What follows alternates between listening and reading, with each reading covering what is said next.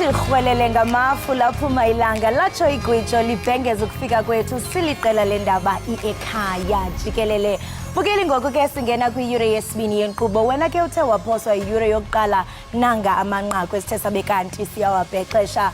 Abasebenzisi bomkhodi Impala Platinum bengafuni ukuphuma emathunjini omhlaba kwezintsuku zintathu zidlulileyo bade balugoba uphondo baphuma emgodini.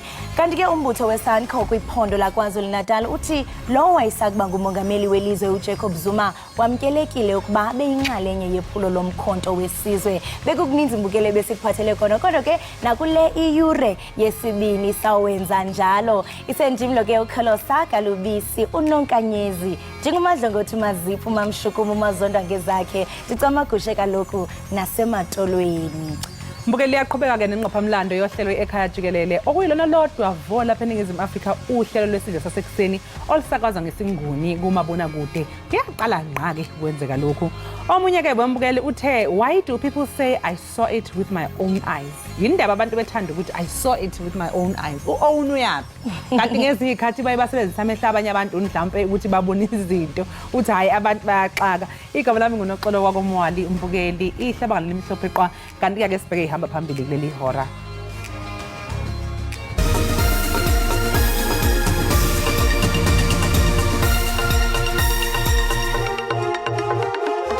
Duma Mtolo tried to bully us to reject or charge Comrade Jacob Zuma, thus undermining SANCO and its constitution. Umbutho weSANCO kwiphondo laKwaZulu-Natal uthi usihlalo wayo ephondweni nowayesakuba ngumongameli uJacob Zuma bamkelekile ukuba abe yinxalenye yephulo lomkhonto wesizwe.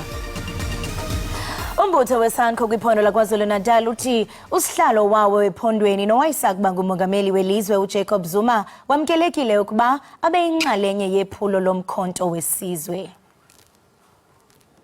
Isinqumo saloyo owayengumongameli wezwe umnumzana uJacob Zuma sokuthi angayikhankaseli futhi angayivoteli ANC sixekiwe abaholi beANC esifundazweni. UZuma umangaze abaningi ngempelasonto ngesikhathi ememezela ukuthi uzokweseka iqembu elisha lezombusazwe umkhonto wesizwe nanxenxeza khamuzi zakulele kuba zilivotele. ISANCO KwaZulu-Natal ithi ke uZuma wayitshela ngalesinqumo sakhe ngaphambi kokuthi asimemezele emphakathini. SANCO has no constitutional grounds of charging its provincial chairperson for joining the MK party. The PEC of SANCO KZN therefore resolved that President Zuma continues to be the provincial chairperson of SANCO in KwaZulu-Natal. Case closed on this particular matter. ISANCO ke iphinde yaxeka unobhala weANC esifundazweni uBheki Mtolo kanye nosihlalo waleli qembu lesifundazwe uSiboniso Duma. Duma Mtolo tried to bully us to reject or charge Comrade Jacob Zuma, thus undermining SANCO and its constitution. They seemed to personalize a political matter because as SANCO KZN, we are not yes-bus types that they have been accustomed to. ISANCO ivumile ke ukuthi lesi sinqumo sika Zuma sizokuba nomthelela esibalweni sabantu abazokuvotela iANC ngokhetho longonyaka ozayo. NginguSimphiwe Makhanya wezindaba zeSABC ngiseThekwini. Izisebenzi zemayini Impala Platinum beyitelekile zenqaba uphuma emathunjini omhlaba kulezi insuku ezedlule zigcineke ziligobile uphondo zaphuma emathunjini omhlaba eRustenburg eNorthwest. Zilinganiselwa eyinkulungwane ezimbili izisebenzi zalemayini ebeziyivalele ngaphansi emgodini kusukela ngomsombuluka. Isiteleka sazo besihambisana ke nokuthi beyifuna ukuthi abaphathi bemayini babahlinzeke ngazo okuyimpesheni kanye nemihlomulo yezabelo eqondene nezisebenzi zemayini. Isizathu esiholele ekutheni ke lezi zisebenzi igcineke seyiphuma emgodini kube ukuthi besebelambile indlala ibisiphezulu njengoba phela bekungekho ukudla kwanele kanye namanzi. Ziyakuphika ke kodwa ke okushiwo inyunyana inoma maqondana nokuthi ezinye zezisebenzi bezingaphansi emgodini beyihlaliswe ngempoqo zingafuni. Emgodini siliba sihlele phaya ngekufuna imali. Manje vasikhiphe kuthi bazobuya bakhulumisana ukuthi imali sizoyithola o asina kuyithola. Manje iqiniso asizange siyithola indaba yemali. Sihlele kusukela Monday singene ngapha 3 khona siphuma kumanje. wabona umphendulo wazi uzokhulumisana abanganga phele sikukhulumisana endaba yemali into besifuna asitholanga yabo hayi into azihambanga kakuhle but ke still sisaqhubeka sakhulu sisaphindele kumanager la futhi yabo emva kwa kulamalanga la siyathathile sihleze emgodini amathathu so umuntu wenzeka ke angeke sikwazi ukuthi siye kumanager la sesonke yabo sisathatha abanye abambalo abahamba phambili ukuthi ngabo manje basaye kumanager la so ukulandela isikhathi so thola report back ngomso wasazi ukuthi into zohamba kanjani ngomuntu beke banjiwe lapha ngenkani bese sihlezi ngokuzwana kwethu sifuna lento besifuna everything is ready because besilela ama right way to yeah so anything sibazoyisho i ready for because imali yabantu abethu bayidlile imali yamashares which means imali skip production more than so I company yasipha so mabayithatha union ithatha ifaka somewhere for ukuthi boyikhulise invest so lama investment bona bacede mawumele bayishare thina bayithatha bona bayidla ababaphi basebenzi. Singathanda ukulumkisa abo banenhliziyo ziethe ngelinqaku landelayo kothatha nje ukuphazima kweliso ukubulala utitshala wayekhulelwe uKirsten Clates okuke kuvele ngethuba kuchotshelwe isicelo sebail somfundi ubafana mahungelo neminyaka engama-21 notyholo ngokubulala loka Clates. Umalungelo ke ujongene nezityholo zokubulala ukudlwengula ukuphanga kunye nokuceba ukubulala. Umbuso ufunda istatement asikafakazi somphenyi wecala uthe umsolo wabonakala emakhamereni elandela umufi ngokumphenyi wecala wathatha imizuzu eyisishiyagalombili sokuthi lo thisha aqinywe abulawe. Isidumbu salo thisha satholwa abanye ababesigijimele emva kwemizuzu engama-30. The witness picked the phone at around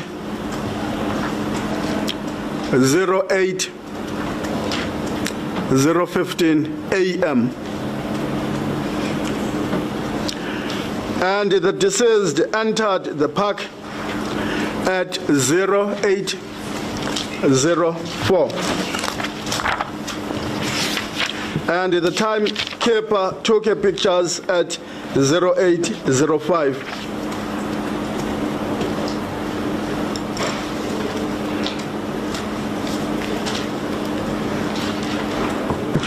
Meaning the murder occurred in the period of ±8 minutes.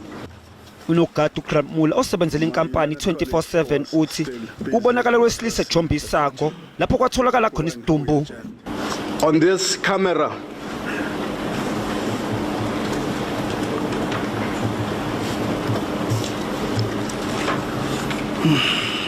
I found an African male. Living the area. Leli cala lihlahlele mhla zingama-29 kwephezulu. Izinkulungwane zesizwe samaNdebele kaNzuza beyibungaza iminyaka eyi-140 ngonyama uNyabela yahola impi eyabe iphakathi kwesizwe sayo nomphakathi wamaBhunu owabe ungaphansi kobuholi bukaPaul Kruger.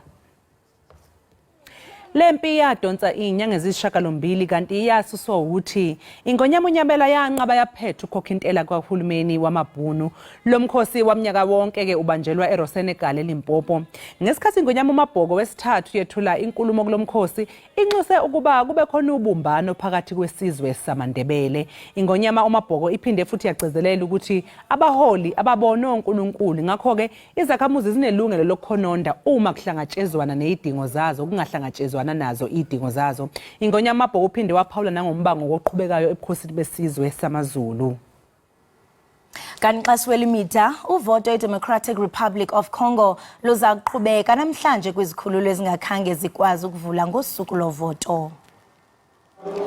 Ukubalwa sele kuqalile kwezinye izikhululo zovoto, ikomishoni yonyulo yesizwe ezimeleyo yase-DRC ivumile ukuba izikhululo zovoto ezininzi zivule kade. Ulibaseko kunye nezityholo zamaqela aphikisayo zobuqhophololo, ubundlobongela kunye nokusilela kwenkqubo kudale inkxalabo ngokuthembeka kunyulo lwelinye lamazwe amakhulu eAfrika nelinobutyebi bezimbiwa ezibalulekileyo kuqoqosho lwehlabathi. Bathathu abantu ababhekene nezinsolo zokuqhakeza eplazini likaMengameli uCyril Ramaphosa iphalaphala esigamekweni esenzeka ngoNhlolanja ka2020. Nakuba izelamani zakwaJoseph okuFroliana kanye noDavid zani kwibheyili ngolwezi, kepha ke okukholakala ukuthi uNgqondongqondo walesi sigameko uEmmanuela David wenqatshelwe ibheyili. Izikhungo eziphenya lesehlakalo zonke zaligezi igama likaRamaphosa kulesi sehlakalo.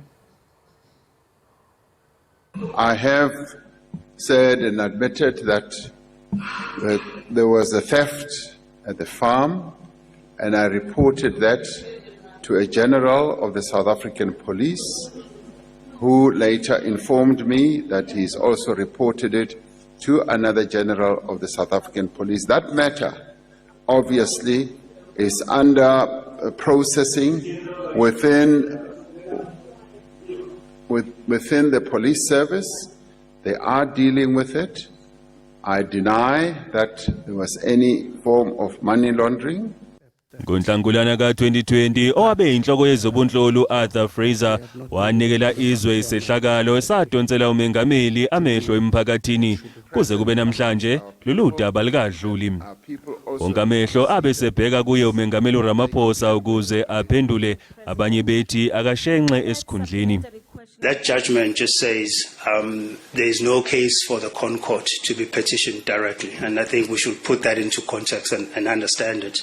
I've heard some of your colleagues saying it's a blow to the president. It's not a blow to the president. Iparlamente labe selisungula ikomiti elizimele ngaphansi kwesigatshana somthetho 89 ukuba liphenye ukuthi engabe uMengameli uRamaphosa akanindeki yini kulesigameko.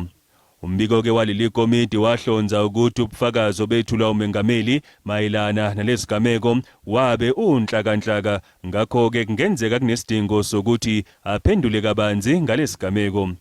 Yize kunjalo la uchitha ngevoti lombiko iParlamente, kepha ke ngaphambi kwalokho uMengameli wabiza isithangami sabezindaba lapho kwaqagulwa khona ukuthi uzomemezela ukushenxa njengoMengameli wezwe. Kunalokho kwaqhamuka umkhulumeli wakhe wafike wawahlaba wawahlikiza amahemhemu okusula kaRamaphosa. We are in an unprecedented and extraordinary moment as a constitutional democracy as a result of the report, and therefore whatever decision the president makes, that decision has to be informed by the best interest of the country, and that decision cannot be rushed. Okusobala ukuthi kwenzeka ubugebengu eplazini likaMengameli, ingakho abasolwa abathathu uFroliana noDavid Joseph kanye noEmmanuela David bakhalelwa amasongo kaSigonyela. Kumanje icala labo liyaqhubeka enkantolo. Kusenjalo kuze kube namhlanje uphiko lwamaHawks alikaze likhiphe imbiko malungana necala elimayelana nesigameko sasephalaphala elavulwa uFraser.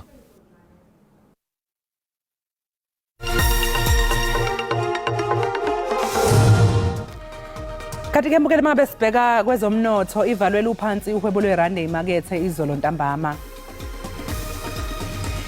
Irandi libiza u18.68 edoleni laseMelika, libe u23.67 kupondo, kanti ke lingu20.31 ku-euro.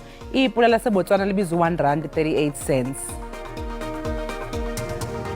IJSE ivale inkomba yezabelo iphezulu ke izolo kusihlwa. Igolide libiza $2,074 i-ounce, iplatinum libiza $928 i-ounce, uwele ngahliziyo ubiza $81.09 umphongolo. Njengamanje ke mbukele sekuyisikhathi sokuthi ke siphosa amehlo kwesibone ukuthi kume kanjani kwisimo sezulu.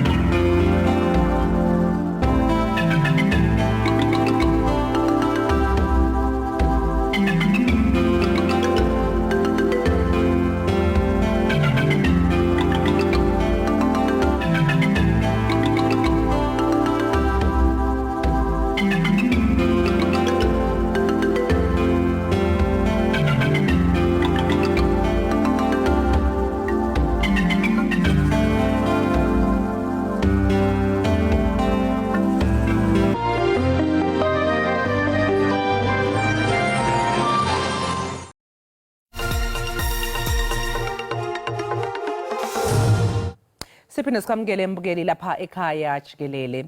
Umqeqeshi weBafana Bafana uHugo Bruce memezele ithimba labadlali lesikhashana abangama50 ngesonto ledlule. Leli thimba ke lisazohlungwa libe ngabadlali abangama23 ekuqaleni kaMasingana. Kanti ke amanye amaqembu azodlala nalo kule ndebe yeAfcon asememezele awaba amathimba esikhashana ngaphambi ke kokuba iqale imidlalo yaseAfrika. INingizimu Afrika ikugroup E ke mbukeli ikanye neMali, iTunisia nomakhelwane ke iNamibia. Uxoxa kabanzi ke nathi ngamalungiselelo eBafana Bafana sixhumana sibusiso ke umkhaba wakwaMadonsela. Mkhaba sikubingelele ohlelweni sikwamukele lapha ekhaya Jikelele. Bingelele mamtshali kuwena nethimba lonke lekhaya Jikelele bese sibingelela kubabukeli ngasekhaya. Iqembu leBafana ke elizodlala kweAfcon amaqembu elizodlala nawo ke iBafana Bafana kubalwa kuyiMali, iTunisia, iNamibia. Engabe angakanani mkhaba amathuba ukuthi iBafana Bafana ingene esigabeni somkhumula jezi?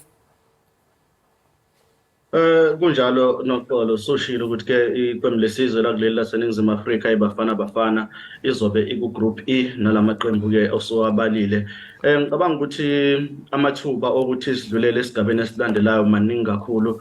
Sengaba ke yikho ke ukuganga esesambe sikubona kwenziwa yilona ke iqembu lesizwe la kuleli laseNingizimu Afrika. Kodwa ke ngokwami ukubuka amathuba maningi kakhulu ukuthi sidlulele esigabeni esilandelayo. Ngoba uma ngabe siqala ngalo nje iqembu lasekhaya iNingizimu Afrika uma ngabe uyibuka isinaso isipiliyoni sokudlala emqhudelaneni weAfrica Cup of Nations. Izeke sesinesikhathi sagcina ukudlala kuona. Ngoba uma ngabe ubuka sesiudlalela umqhudelwano ka11 okusho ukuthi 11 loyo and sakwazi ukuthi ke sibe ngompetha bawo lo mqhudelwano ngonyaka ka1996. Oseminyaka eminingi kakhulu ke yedlula. Okusho kona ukuthi ke iNingizimu Afrika ke inaso isipiliyoni. Uma ngabe ke sibuka izwe okuyilona elizothanda ukuthi libe inkinga kakhulu izwe laseTunisia. iTunisia ngicabanga ukuthi ke iyona ke ezosinikeza inkinga ngoba mawubheka ngisho ngokuqeliswa kwamazwe omhlaba ilona izwe elingcono njengoba ke lona liqeliswe lapha unumber 28 kanti iNingizimu Afrika yona ihlezi kunumber 66. Kanti ke isipiliyoni sabo futhi sokudlala kuyona ke Africa Cup of Nations sihle kakhulu njengoba thina sisadlale ka11 bona sebedlala amahlandla angama21 21 bakwazi ukuthi ke basinqobe ngonyaka 2004. Kusho kona ukuthi ke nabo ke ngokusinqoba ke bayalingana nezwe laseNingizimu Afrika. Uma ngabe sibheka ke izwe laseMali nalo elinye izwe futhi ekuzomela silibheke engicabanga ukuthi ke izwe engilibeka phambili ngaba yilona izwe laseTunisia kube endaweni yesibili kube yilona izwe laseMali. Kodwa thina singakwazi ukuthi silihlule lona ke lithe ukuhlala endaweni engcono ngokuqelisa kwamazwe omhlaba kuma FIFA rankings aphume nje ngoNovember uphela lo wakulonyaka 2023 bahlezi kunumber 51 kanti nabo ke sebedlala emqhudelwano yeAfrica Cup of Nations amahlandla ayishumi-3 okubenza abadlale ke ngegaba ezimbili noma ngamahlandla amabili ukudlula iNingizimu Afrika. Kanti ke bona ke ngeshwa bakaze basinqobele sisicopho okusho ukuthi isipiliyoni sethu singcono kunesabo uma kukhulunywa ngokuphakamisa isicopho seAfrica Cup of Nations. Labadlala khona kangcono bagcina ukudlala ke bahamba ibanga elide behlula kuma finals ngonyaka 1972. Bese kuzoba ke izwe ke elingomakhelwane bethu njengoba usushila izwe laseNamibia okuyilona ke izwe esingalibhekena kancane ukuthi ke lingabamba iqhaza elitheni ukuthi liphazamise iNingizimu Afrika. Angisho ukuthi ke ngilibukela phansi ngoba sekukaningi sibuka kwenzeka lokho sitshela ukuthi ke sizodlula kalula emazweni nakwenzakalile siseRwanda siyodlala umdlalo wokuhlungela umqhudelwano wendebe yomhlaba safike sahluleka yashaya iRwanda. So nayo ke Namibia ngisho ukuthi kumele sibukele phansi kodwa ke yona ke izwe ke eliphansi kakhulu lihlezi kunama 115 eqeliseni kwamazwe omhlaba kanti futhi umqhudelwano weAfrica Cup of Nations lisawudlale nje amahlandla amathathu nje kuphela. La benze khona kangcono ukudlala abahambe bagcine khona kuma group stages shuthi indlela yabo nje ukuqualify nje kuphela abakaze bahambe bafinyelele kuma knockout stages mamtshali. So ingakho ngithi ke iNingizimu Afrika inethuba elanele lokuthi ngadlulela esigabeni esilandelayo okungama knockout stages. Emaqanjini kamathathu azobhekana neBafana okuyiNamibia iTunisia kanye neMali kuyiNamibia kuphela ke nabadlali abadlala kwiligi yasekhaya. Engabe ke iqembu laseMali laseTunisia lona njoba linabadlali nje ke abadlala lephesheya lokho ngabe kuzoba nomthelela noma ngabe ke sebebhekene neBafana? Ya kakhulu kanti ke futhi nalo iqembu lesizwe laseNamibia ukuba nabadlali abadlala la eNingizimu Afrika kubanikeza advantage lokho because balazi kangcono iqembu lesizwe la kuleli laseNingizimu Afrika. Uzokhumbula ukuthi Bafana noma inabo abadlali abazinze emazweni aphesheya kwilwandle kodwa iningi labadlali ozolibona limele iqembu lesizwe la kuleli laseNingizimu Afrika abadlali abazinze kuleli laseNingizimu Afrika. So lokho kuzonikeza ke izwe laseNamibia iadvantage yokuthi ke isazi kangcono kunalanga amanye ke amazwe ikakhulukazi ke uyabona ke iqembu elifana nalo ke izwe laseTunisia njengoba usushilo linabadlali ke abasezingeni eliphezulu kakhulu. Uyabona uma ngabe sikhuluma ke abadlali abafana naye ke uYosef Msakni, umdlali lo engithi uma ngicabanga ngibuka ubackline weqembu lesizwe la kuleli laseNingizimu Afrika ukuthi uzobuboshelwe kanjani. Kuzomela Hugo Bruce aqinisekise ukuthi ke iback four ayiqalisayo uma ngabe sibhekene nezwe elifana neTunisia ke abadlali abaqinile kakhulu, ngoba kungeyena uYosef Msakni kuphela ke bakhona abadlali abafana nayo Isam Jabali, insizwa ke lezi engikhuluma ngazo esizaziyo ukuthi ke uma ungakapheli nje umdlalo zisasekhona ku scoreboard bazolithola kanjani na kanjani igoli. Bese kuzoba ke umdlalo wasemumva lapha ke uAli Masalo, umdlali ke lo osenesipiliyoni ngendlela eyisimanga, engikholelwa ukuthi ke uyena futhi abazobe bebheke kuyena kakhulu ukuthi ke uzokwazi ukuthi ke abalekelele. Khona ke insizwa lapha yana ke futhi engibheke kakhulu ezokwenza kahle kakhulu uHanbal Meshpri, umdlali wasesiswini. So ngicabanga ukuthi ke izwe laseTunisia nje obushilo ukuthi ke liphethe abadlali abanohlonze, ilonazo engicabanga ukuthi ke uma ngabe sidlulele esigabeni esilandelayo na kanjani sobe sihamba nalo ngenxa ke yabadlali ke abanesipiliyoni abanaso sokuzinza emazweni aphesheya kwelwandle. Kodwa ke nje ukukhathazeka kwami kakhulu kulomdlalo wethu esizodlala neqembu lesizwe laseTunisia ukubuka abadlali bethu basemuva ukuthi bazomelana kanjani bena Yosef Msakni benayo ke Ismail Jabali, ngoba ke insizwa ke lezi ke edlubule endalayo ngempela ke ezilifunayo igoli futhi igcine zilitholile. Bese sizwa kulona ke izwe laseMali. Yes, imali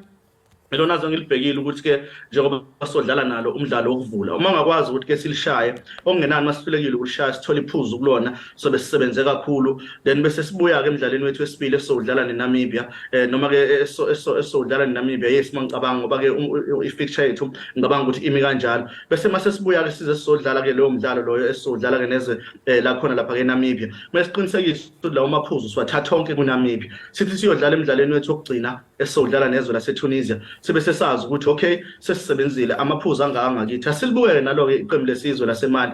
Izwe ke leli liphethe insizwa ngempela. Ngiyakhumbula ngomunye unyaka sidlala yona iAfrica Cup of Nations iNingizimu Afrika isadlalelwa abadlali abafana nabo oRinelwe Yel Tholonyane noSiphiwe Shabalala. Into ebabesixaka ngayo ubude babo, abadlali abane height, so babekwazi ukuthi ke basidlalise ke indlela ke evuna bona ukuthi ke badlala ama aerial balls. So ngaso sonke isikhathi ngoba thina sasibafisha kunabo sasithola sidlala ibhola elisemoyeni. Kodwa ke khona ke umdlalo wasemumva ke ngicabanga ukuthi ke wesiqonqwana lapha kulona ke iqembu lesizwe laseMali, okuyena ke uHamari Traore, bese kuba uyena ke umdlali wasesiswini lapha ke uAlio Dieng. Ngicabanga ukuthi uyena ke umdlali ke obhekwe ngamehla bovu nabalandeli baseMali abaziyo ukuthi ke njengoba bebophela uDieng ngomunye wabadlali ke abasezingeni eliphezulu. Baphinde futhi babe nomgadli engikholelwa ukuthi ke uzosinika inkinga kakhulu uyena kuIbrahima Kone.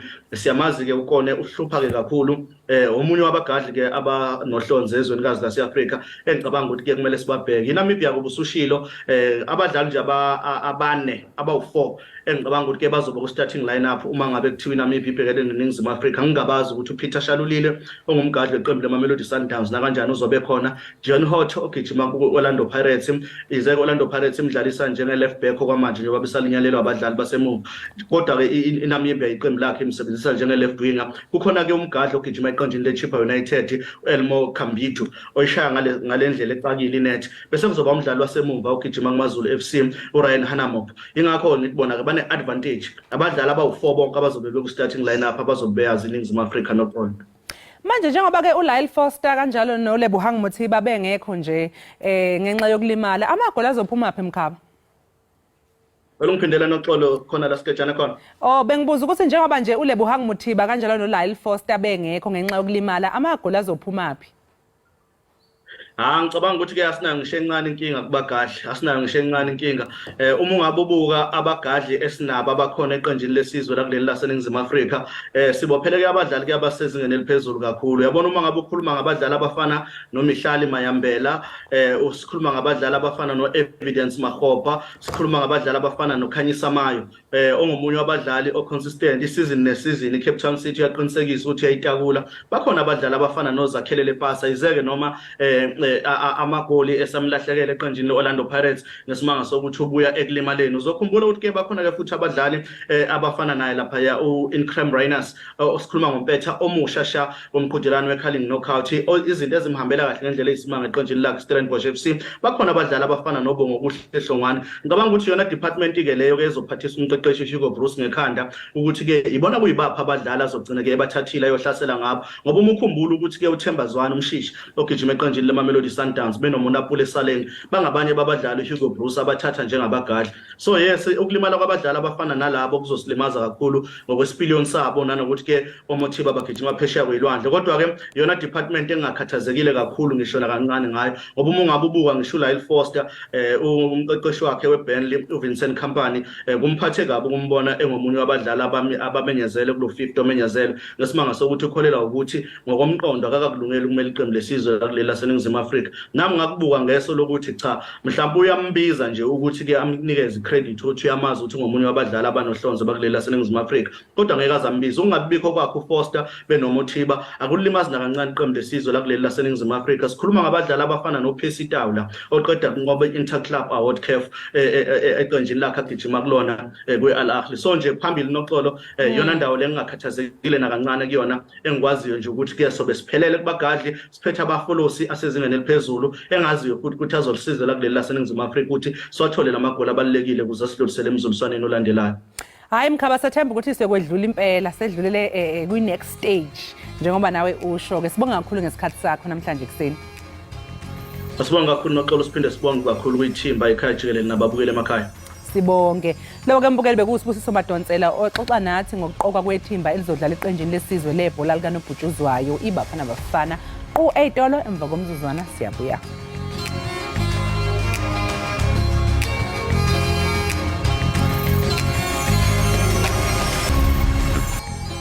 Enkosi ngokuhlala nathi nisasibukele apha Ekhaya Jikelele.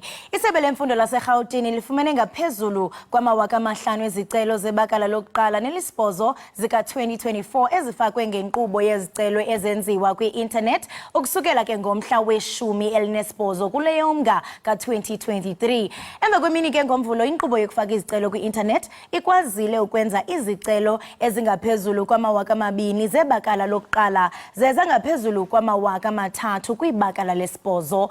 Abo ke bafake izicelo baye bafakwa ngokukhawuleza kwizikolo ezifumanekayo. Ukuva banzi ke siqhagamshelana ngeZoom nesithethi sesebe lezemfundo eGauteng umnumzana Steve Mabona.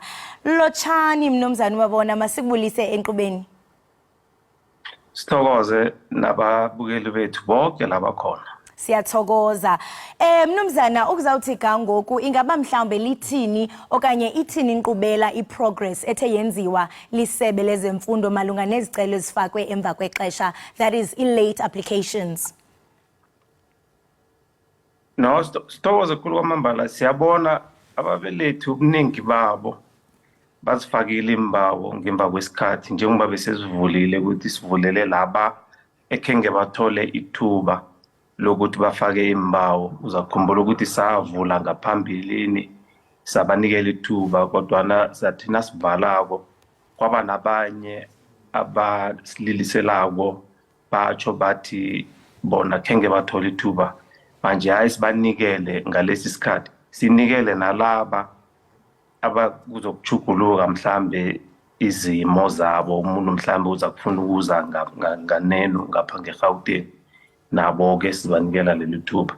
Imbalo zethu njengoba besotshwile ama500 abekade sisiwabonile ngaphezulu kwalapho. Manje ngoba ayisingafuna ukuthi sibuyelele khulu ngene siqale ngapha sithe sokuthina kuphela iveke sasa sitsho ukuthi sesijame kuphi.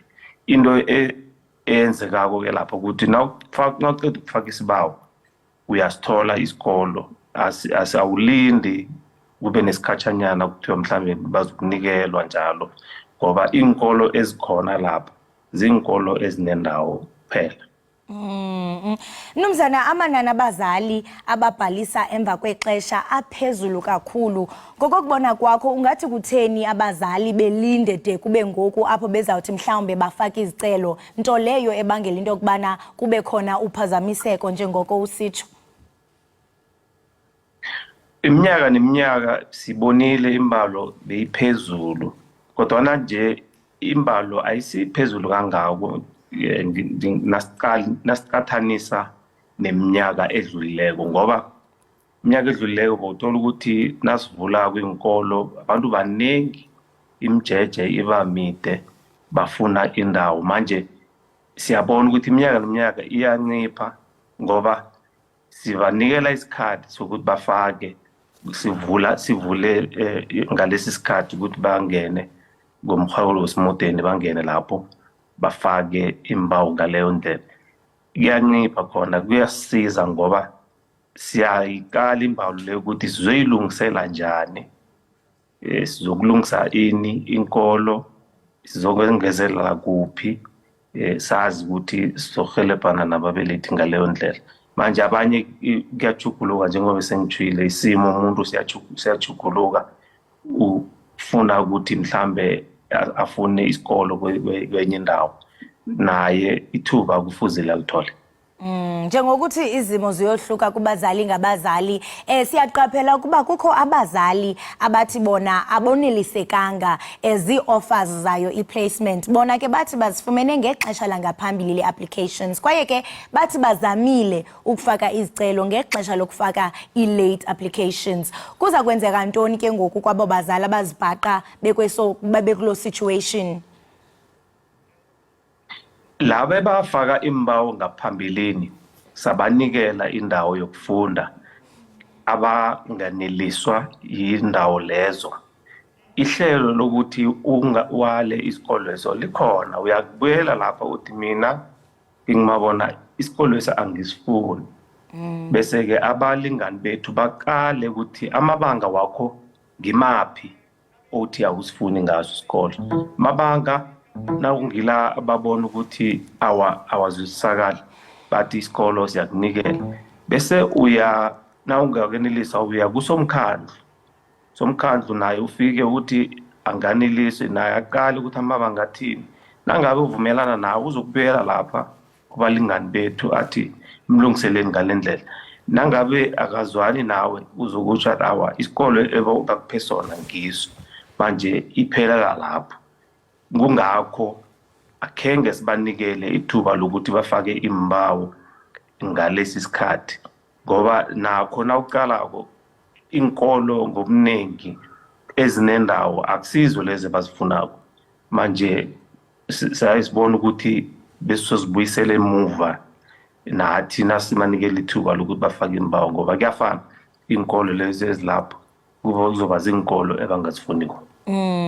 Ndiyathanda ke ngoku mnumzana into yobana usikrobisele into yoba kwimeko enje ingaba mhlawumbi kwenziwa yintoni ufumanise ngokuba umntwana sele emkelwe kwisikolo esithile esikwenye idolophu, and then ke ngoku ufumanise into yokubana kukho izizathu ezingaqhelekanga apho mhlawumbe ifamily funeke imove out of that city. Yintoni ke ngoku eyenzekayo xa kwenzeke njalo? Leyo iyezwakala. Ubufakazi nabukhona ukuthi kwenzeke lokho, into ziningi kuyenzeka ukuthi mhlambe umntwana athi ahlala nogogo, gogo mhlambe achiye emhlabeni, kwenzeka ukuthi mhlambe kasele nomalume, malume mhlambe akasekho. Leyo iyezwakala. Aye bafike ke babelethi bayichaza ukuthi into yenzeka, kunofakazi kube khona, ngoba kukhona lokhu kungathembakali ebantwini bonke. Umuntu akhulume into engekho inganafakazi. Manje na ufakazi nabukhona, abalingani bethu bayayiqalelela bathi iyawa siyamuzwa, akasuswe lapho asiwe la kuza kutholakala khona indawo. Hayi sibalalele lapho. Siyaqonda njengoba sibuza nje mnumzana kukuba yonke le mibuzo siyibuzayo yimibuzo esuka kubazali abanayo inxalabo. Siyafuna uqonda kubana mhlawumbe uba ngaba kuye kwafumaneka isikolo ufumanisa into kubana isikolo umntana asifumeneyo sisikolo mhlawumbe umzali ebengasithandisisi ncamncam kwaye ke ufumanisa into bana asifumane esisikolo.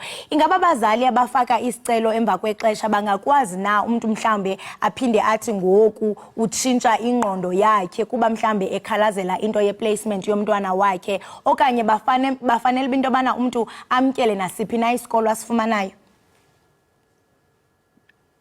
Nofika emva kwesikhathi uzokuthola lezi ezinendawo, so ngeke sibe sinye sona, zizoba khona lapho nalapho uyaqala usikhethako ngiso sakho leso ngoba awujami ukuthi kuzoba nehlelo lokuthi baninikelwe indawo njalo. Nawufakako isibawo lapho uthi lesi ngiyasithatha sekungesakho isikolo leso ngoba ngizo ezinendawo, ezinye lezi nkolo zigcwele. Sibambe ngazibini mnumzana, siyathokoza apha ekhaya Jikelele ngokuba usinikeza ixesha lakho kwaye ke ucacise nakubazali esingatsho into kubana bakwinxalabo njengoko kaloku umzali nomzali ufuna umntwana ephakathi esikolweni. Siyathokoza ngexesha lakho. Kuthokoza thina nababukeli bethu bonke. Thokoza.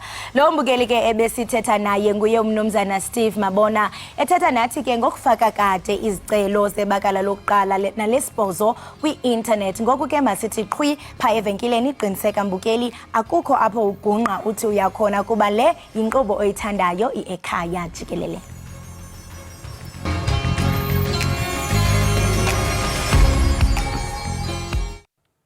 Siphinde sikamukele mbukeli lapha Ekhaya Jikelele. Kunemidlalo ethileke mbukeli esikhumbuza ukuthi ngezinye izikhathi indaba ixoxeka kangcono ngokunyakazisa umzimba kunangamazwi.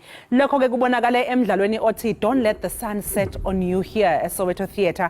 Nalapho kumlingisi kunguthamsanqa Majela. Lo mdansi waqhuquzelwa yindatshana zase-Afrika kanti kusethola imiklomelo ngokuba umdansi ovelele osemusha. Ukuzwa kabanzi ngomsebenzi wakhe umdansi uThamsanqa Majela ukhona ke lapha endlini zomsakazi ukuze asixoxele ngohambo lwakhe. Thamsanqa sikubingelela sikamukele lapha Ekhaya Jikelele. Sibonga ukuthi uzube nathi namhlanje kuseni. Ngiyabonga. And thanks for having me. Yes. Sibonga kakhulu. Uthando lwakho lomdanso noma nje uqala ukuthi ube umhleli womdansi choreographer ke ngelimi lwesingisi. Ingabe kwaqala kanjani? Mhlawumbe ukhona nomuntu owubonela kuyi ukuthi na wabona enza khona usuthi nawe yazi nami ngiyathanda ukwenza lokho ya. I think ngiqale ngokudansa before.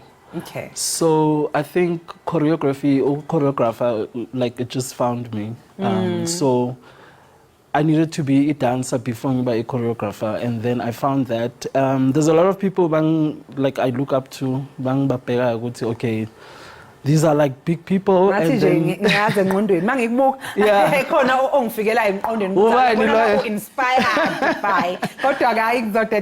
No, there's a lot like your legends.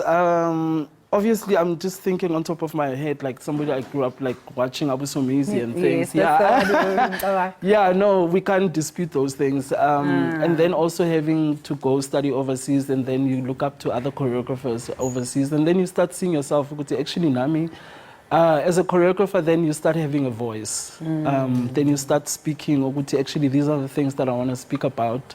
As a dancer, you dance the voice, but then when you're a choreographer, you start having a voice. So those are the kind of things I've been drawn to, having my own voice. So, I think contemporary. Because contemporary, yeah. So contemporary has that you can do anything. Afaga ispansula and mix it ne ballet. You can mix it nes bourgeois or whatever. So it's contemporaries nowadays. Even you can formulate language yakho. Kodwa nje ukuba choreographer manje ngiyacabanga kufuneka uyazi yonke imidance. Yebo. Yeah, bese ke mhlawumbe uyakhetha ukuthi ke namhlanje or mangenza le short film or ini ngizosebenzisa le butler. So ushaya ispansula, ushaya contemporary, ushaya zonke. Look, ngishaya zonke, but my speciality is contemporary ballet, classical, because that's what I'm trained in. But izinto zasestradeni, those are my things as well. I speak, yeah, finally uyazi wonke umdanso so that you can have ukhetho spice nawe. So manje mangabe choreographer ke uzeneka kanjani ebantwini ngoba phela uzo choreographer fanele choreographer abantu ngithi ukuthi kufuneka mhlawumbe ube nabantu abawu10 ke choreographer kahle kahle uma ungaxicisela nje umbukelo esekhaya because ngiyazi ukuthi abantu abaningi njengami nje ngaphambi kwanamhlanje bengicabanga ukuthi choreographer ukufundisa ukudansa kanti ziningi izinto ehambisana nakho khona you have to plan khona ukuhlela ukuthi uzohamba kanjani uzoma kanjani. So uba choreographer I think you have to start being a dancer first. I mean it can happen but ufanele uqala choreographing is a voice like ukhulumela abantu manje but also you're a teacher because you're teaching abantu ukuthi this is my style. This is what I want to say and uzokhuluma kanje and also you are it's a responsibility because you ubhala a script. It's as if you're writing a new thing. So ubhalela abantu, you're a teacher. Choreographer, you have to be an all-rounder. Uyazi, politically, you have to know things. You have to know what's happening in the world. You have to know what is happening now. Usakhuluma ngo happening in the world now. Esoweto theatre bekunombukiso awusixoxele ngawo nje ukuthi ubuthini nanokuthi yini into obuyifundisa nanokuthi yini mhlawumbe nawo looking back ongathi uyayishintsha mengathiwa usunikwe elinye ithuba ngokuzayo. Yeah. So see, we had a performance at SABC Theatre of Don't Let the Sun Set on Here or You Here. It was really well received. It Don't Let the Sun Set on You Here ikhuluma ngo basically as black people, as Africans, we should stand up for ourselves, start taking more responsibility of things, especially of what's happening before ilanga because then that'll be too late. Yeah. My dream is for us as black people to go into space. So, I mean, I said Russia has been there, America has been there. So why can't we be there? But also literally in the literal sense, space is there, but I'm just saying to go beyond a point where we can be. Stop feeling sorry for ourselves. Also speak about the things that are happening politically as well, because also it's for me it goes political. Yeah. So ngiyazi ukuthi ena futhi umsebenzi wakho ke wafeatureishwa laphana ku Lucifer amafilimu amafishane Lucifer kanjalo na yini lena enginxusa Inxeba yes so lokho kwaqhamuka kanjani nje nanokuthi ngiyabona la ukuthi nango 2022 wathola indondo. Yeah. So it happened during lockdown. So bengibhorekile and I was like I can't move but I still want to see dance. So I got up with my friends from Belgium, others from UK ngathi sakhuluma via so nabangani base Belgium. Well, yeah.